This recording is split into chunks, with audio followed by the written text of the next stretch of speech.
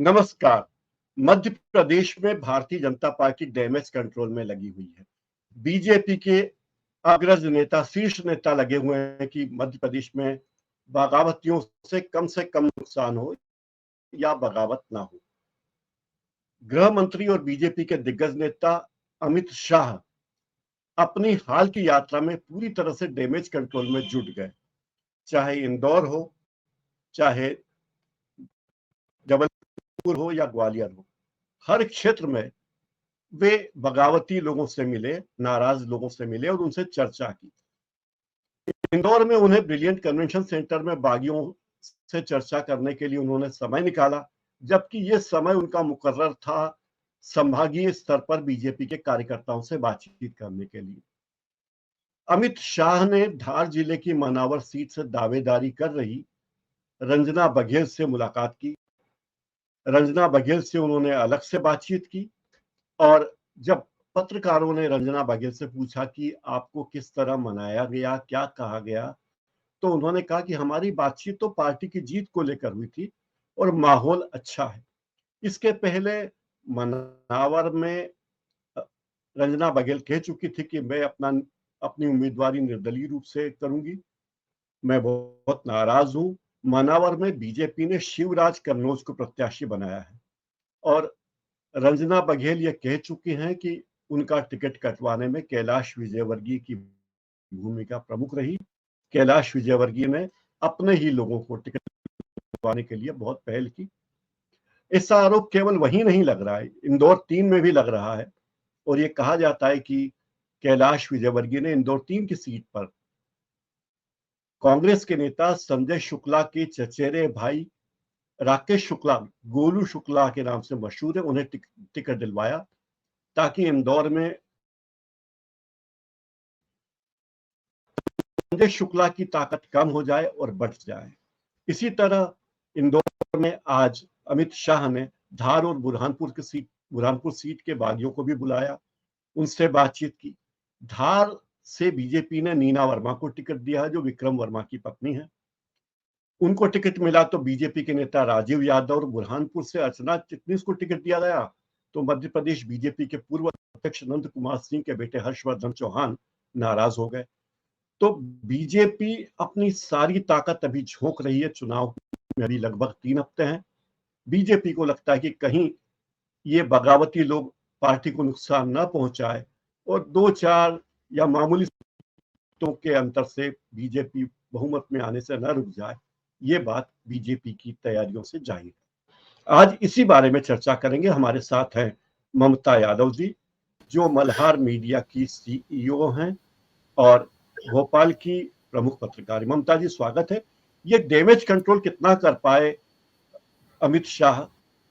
क्या ये सफल होंगे इस डैमेज कंट्रोल में?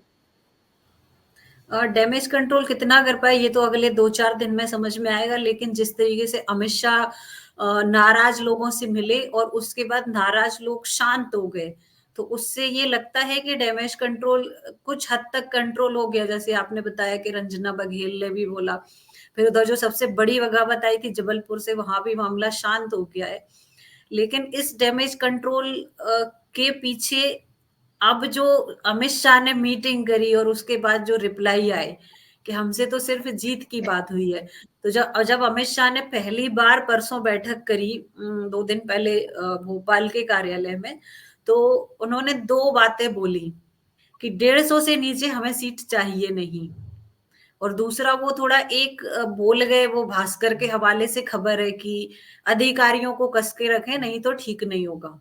ये मतलब ये इनके प्रकार भाजपा को जीतना है और किसी भी तरीके से जीतना है। पहले ये लग रहा था कि अमित शाह ने एक लक्ष्य दे दिया है कि 150 सीटें लाना है, लेकिन अब लग रहा है कि वो 150 से पीछे जाने वाले हैं नहीं। डैमेज कंट्रोल के मामले में भाजपा वाकई बाकी पार्टियों से बेहतर कर लेती है डैमेज कंट्रोल। उसका जो मुझे कारण समझ में आता है कि बड़ा नेता जब आके छोटे नेता से बात करता है, छोटे कार्यकर्ता से बात करता है, तो उसको ये तसल्ली रहती है कि उसकी बात सुन ली गई है और शायद भविष्य में कुछ हो जाएगा। इससे अलग आप अगर उधर देखो तो उधर ये हो गया डैमेज कंट्रोल में कि रोशनी यादव को लाए और अरुणोदय चौबे को पहले से ज्वाइन करा लिया। वो कंफर्म थे कि खुरई से टिकट मिलेगा, लेकिन उनको टिकट नहीं मिला, उनको उपाध्यक्ष बना दिया, दोनों ही को उपाध्यक्ष बना दिया। आईएएस निशा बांगरे को भी लाए थे, उनका टिकट अब तो नामांकन ही भर गए, उनको भी कुछ आश्वासन दे दिए गए। तो ये जो इधर के डैमेज कंट्रोल है और यहाँ के डैमेज कंट्रोल है, ये इनके डैमेज कंट्रोल खाई भरने में ज्यादा काम आ जाएंगे, क्योंकि ये इनका बीजेपी का अपना आदमी है। जो बीजेपी का आदमी होता है वो नाराज होकर घर में बैठ जाता है, कुछ करता नहीं है।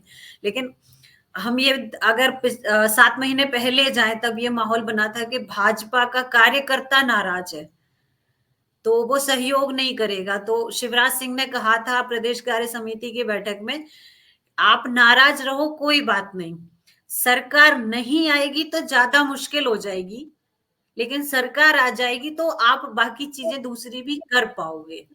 तो एक ये मैसेज वहां से चला था। फिर उसके 2 महीने बाद जब अमित शाह मध्य प्रदेश में एक्टिव हुए तो इनका जो दूसरा जमीनी कार्यकर्ता था वो थोड़ा बूस्टअप हुआ, थोड़ा माहौल बदला। बीजेपी ने मेहनत की है, इसमें कोई शक नहीं है। तो डैमेज कंट्रोल का पूरा असर तो 2-3 दिन बाद समझ में आएगा। आज नामांकन भरे गए हैं, 2 तारीख को नामांकन वापस लेने की भी डेट है, तो उसमें देखना पड़ेगा कि कितने बागियों ने इसमें वापस लिया है। जी प्रकाश जी। अमित शाह इसके पहले जब गए थे, उन्होंने ग्वालियर में भी काफी लोगों से बातचीत की थी और ग्वालियर में उन्होंने बहुत ही रूठे हुए नेताओं से 1-to-1 बातचीत की थी। ये बात सब जानते हैं कि ग्वालियर चंबल क्षेत्र में बीजेपी को सबसे ज्यादा चुनौती और परेशानी आ रही है बागियों के कारण। प्रधानमंत्री नरेंद्र मोदी भी वहां लगभग 3 हफ्ते में 2 बार आ चुके हैं। अमित शाह 3 माह से लगभग हर माह आ रहे हैं और कुछ लोग तो ये कह रहे हैं कि ऐसा लगता है कि चुनाव होने तक अमित शाह ने मध्य प्रदेश को ही अपना मुख्यालय तक बना दिया है। उनके दौरे उज्जैन, जबलपुर, इंदौर, ग्वालियर हो चुके हैं अमित शाह के, और वे जिले जिलेवार बगावतियों से बातचीत कर रहे हैं।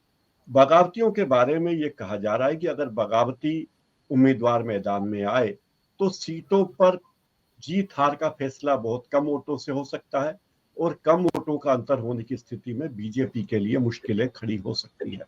कांग्रेस बगावतियों को कैसे समझा रही है, निपटा रही है? ममता जी, आपने इशारा भी किया था कि कांग्रेस इस तरह नहीं कर रही है, पर मान लीजिए कांग्रेस के राहुल गांधी या प्रियंका गांधी या खड़गे जी आ जाएं और तमाम बगावतियों से 1-to-1 बात करें, तो क्या कांग्रेस में बगावती बैठ सकते हैं शांत? देखिए, अगर इसको देखें तो जो विशुद्ध कांग्रेसी है वो गांधी परिवार के प्रति बहुत ज्यादा समर्पित है।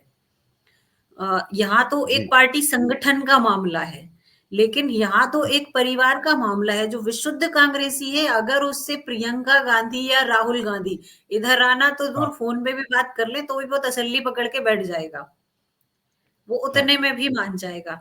लेकिन यहाँ पे ये प्रयास भी नहीं हो रहे हैं। दिग्विजय सिंह की तरफ से ये बात जरूर आ रही है कि वो बागियों से बात करने की कोशिश कर रहे हैं, लेकिन कमलनाथ जी के इलाके में तो हमने ये देखा कि जिस दिन कमलनाथ जी नामांकन भरने गए, उन्होंने रैली निकाली तो वहां पे 3 दिन से समर्थक जो थे इन बागियों के, वो 3 दिन से वहीं बैठ के खाना बना रहे हैं, खा रहे हैं और वहां से हट नहीं रहे कमलनाथ जी के घर के सामने से। तो वहां पे भी कोई ऐसी बातचीत करने की कोशिश नहीं की गई, यार चलो ठीक है आप वहां नहीं जा पा रहे तो भोपाल में ही कर लेते। और यहाँ पे तो मामला गुटों में बट गया कि इनके टिकट हुए, इनके नहीं हुए, फिर टिकट बदले गए, तो वो भी एक यहाँ पे अलग से झगड़े का कारण है। कुछ ऐसी भी बात निकल के आ रही है, जो कमलनाथ ने नाम दिए थे वो राहुल गांधी ने रिजेक्ट किए, बाद में टिकट की बोली लगी। तो यहाँ तो बगावत जो है वो 2-3 तरीके से बाहर निकल के आ रही है।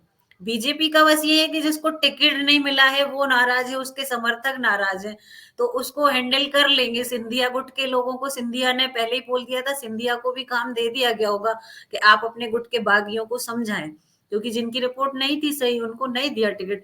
लेकिन कांग्रेस में तो बहुत अलग अलग जगह इस तरीके की बगावत आती है सामने, कि जो बाहर से आए उनको भी टिकट नहीं दिया, और जो पुराने जीतने वाले लोग थे उनको भी कॉर्नर कर दिया, फिर गुटबाजी में निपट गए, जिनको दिया उनका वापस ले लिया। कुल मिला के ये है कि मान लीजिए आपने 60 टिकट बदले और वो टिकट भी कम से कम 1 महीने के डिफरेंस से बदले हैं। तो वहां पे तो उस प्रत्याशी की मेहनत उतनी जमीन पे हो ही गई। अब वो ऐसे में क्या जी। करेगा? तो इनको बागियों से अब ज्यादा खतरा है, क्योंकि ये जो अदला बदली हुई है टिकट की, ये इनके लिए ज्यादा मुसीबत खड़ी करेगा। जी प्रकाश जी। अब प्रधानमंत्री नरेंद्र मोदी 4 नवंबर को फिर आ रहे हैं मध्य प्रदेश और रतलाम जिले में आम सभा को संबोधित करेंगे। तो मोदी के बार बार आने से मध्य प्रदेश में बीजेपी में कुछ जोश आता है, या कार्यकर्ता परेशानी महसूस करते हैं कि उन पर जिम्मेदारी डाल दी जाती है कार्यकर्ताओं को कि लोग लेकर आओ, सभा को कामयाब बनाना है, वगैरह वगैरह। तो मोदी जी के आने से एक तो जनजीवन अस्त व्यस्त हो जाता है कि प्रधानमंत्री हैं, सुरक्षा के अति इंतजाम है। शाह साहब मध्य प्रदेश में आज इंदौर के लोगों ने देखा कि किस तरह से सारे रास्ते रोक दिए गए, एयरपोर्ट वाला रास्ता, सुपर कॉरिडोर। तो मोदी के और शाह के आने से बीजेपी के वोट बढ़ते हैं या घट जाते हैं? नहीं, ये आना-जाना ये तो एक उनका अपना प्रोटोकॉल का सिस्टम है। भोपाल में भी अमित शाह रहे तो वो 2 दिन राजा भोज की प्रतिमा पे फूल चढ़ाने गए तो वो ट्रैफिक रुका रहा। तो ये तो हम्म। प्रोटोकॉल है, लेकिन हम अपने यहाँ की जनता को तो जानते हैं। मोदी को देना है तो देना है, या कांग्रेस को देना है तो देना है। और मोदी जी के आने से एक हम भी लगातार हम और आप भी लगातार 6-7 महीने से चर्चा कर रहे हैं, जब से चुनावी माहौल बना। हम लोगों ने 6 महीने पहले का भी देखा, 3 महीने पहले का भी देखा और अभी भी देखा। जैसे ही मोदी और अमित शाह की सक्रियता बढ़ी तो यहाँ पे माहौल भी बदल गया। तो ये एक जो खाई दिख रही थी हमको कि बीजेपी इतनी सीट से पीछे रह जाएगी या इतनी सीट इसको कम पड़ जाएंगी, तो वो एक खाई भरने की यहाँ से गुंजाइश दिख रही है। और मोदी के नाम पे तो वैसे भी आ जाते। अब रहा सवाल इसका कि कार्यकर्ता परेशानी महसूस करता है, तो मुझे तो ये पता चला है कि बीजेपी में रात रात भर काम हो रहा है, कार्यकर्ताओं को लगाया हुआ है, चाहे वो डेटा कलेक्शन हो, चाहे दूसरी चीजें हो। तो बहुत अलग तरीके से बीजेपी चुनाव लड़ती है और एक स्तर पे काम करके चुनाव नहीं लड़ती। उनके जितने काम उनके फील्ड में दौड़ने वाले कर रहे हैं, उतने ही वहां पे ऑफिस में लगे हुए हैं। जमाने भर की तैयारियां चलती हैं, अगले 2 दिन के प्रोग्राम पहले आ जाते हैं नेताओं के। तो इससे ही समझा जा जी। सकता है कि बीजेपी को चुनाव लड़ना है तो लड़ना है। और अमित जी। शाह ने जब बैठक करी खजुराहो में, तो उन्होंने कुछ नहीं बोला। उन्होंने उस सभा में सिर्फ एक बात कही कि ये नाराजगी का वक्त नहीं है, अब वक्त नहीं बचा, आप उठ के प्रत्याशी का साथ दीजिए। अब खजुराहो से जी। अभी ऐसा लग रहा है कि सब माहौल शांत हो गया है। जी प्रकाश जी। ममता जी का आखिरी सवाल। पहले यह कहा जा रहा था कि मध्य प्रदेश में बीजेपी गुजरात फार्मूला अपनाएगी, यानी बहुत सारे विधायकों का पत्ता काट देगी, लेकिन ऐसा लगता नहीं है। 64 सीटों पर तो वही उम्मीदवार मैदान में है जो 2018 में मैदान में थे। मजेदार बात ये, कुछ सीटों पे उम्मीदवार वही हैं, लेकिन उनकी पार्टियां बदल गई है। जैसे बदनावर और सुमावली सीट पर वही उम्मीदवार मैदान में जो 2018 में थे, लेकिन जो बीजेपी में थे वो कांग्रेस से हैं, जो कांग्रेस से हैं वो बीजेपी में है। बड़ा दिलचस्प है मामला। और ये कहा जा रहा है कि बीजेपी ने 37 सीटों पर उन्हीं पुराने लोगों को उम्मीदवार बनाया है जिनमें जीतने की संभावना थी। तो क्या बीजेपी ने गुजरात से सबक सीखा है, या बीजेपी प्रयोग से डर रही है? नहीं, जब शुरुआत हुई थी इनकी टिकट की तो तब तो यही कहा जा रहा था और दिखने देखने में भी आ रहा था कि गुजरात पैटर्न फॉलो किया जा रहा है। लेकिन मध्य प्रदेश की एक खासियत है यहाँ की राजनीति की। यहाँ का चाहे बीजेपी का नेता हो या कांग्रेस का नेता, उसकी अपनी पहचान है, अपना जनाधार है। मोदी जी जब प्रधानमंत्री बने थे, उसके बाद से 9-10 साल में एक ये माहौल बनाने की कोशिश की गई है कि मोदी अमित शाह ही है, मोदी के नाम पर वोट आते हैं।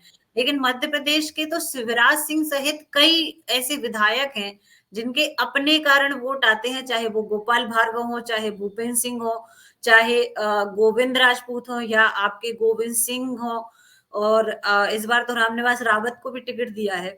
तो मध्य प्रदेश चूंकि काफी समय से सिर्फ 2 पार्टियों के लिए मैदान रहा है खुला, तो और भाजपा तो यहाँ पहले से भी मजबूत है। मोदी जी जब पीएम नहीं बने थे उसके पहले से यहाँ ज्यादा मजबूत है।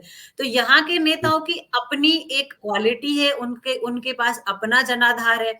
तो अगर यहाँ गुजरात पैटर्न अपनाते तो ये भाजपा के लिए इससे बड़ी भूल कोई हो नहीं सकती थी, और ये लोकसभा के लिए बहुत बड़ा खतरा बनता। इसलिए उनने फिर वो दूसरी सूची तक आते आते तीसरी चौथी तक उनने उसको वहीं रोक दिया कि नहीं, यहाँ नहीं चल पाएगा ये। जी प्रकाश जी। जी, बहुत बहुत धन्यवाद ममता जी, आप हमसे जुड़ी, आपका बहुत बहुत शुक्रिया। Thank you. और इस कार्यक्रम को समाप्त करने का समय हो रहा है। मित्रों, मध्य प्रदेश में नामांकन भरने का कार्य आज पूरा हो गया और नाम वापसी 2 नवंबर को होगी। 2 नवंबर को नाम वापसी के साथ ये तय हो जाएगा कि कौन कौन से उम्मीदवार कहां कहां से मैदान में हैं, कितनी सीटों पर बगावती बचे हैं, कितनी सीटों पर बगावती नहीं है, लेकिन मुकाबला बड़ा कांटे का है। तो अब हम हमारे आने वाले कार्यक्रमों में इन सब मुद्दों पर चर्चा करेंगे। आप देखते रहिए हमारा कार्यक्रम और हमारे चैनल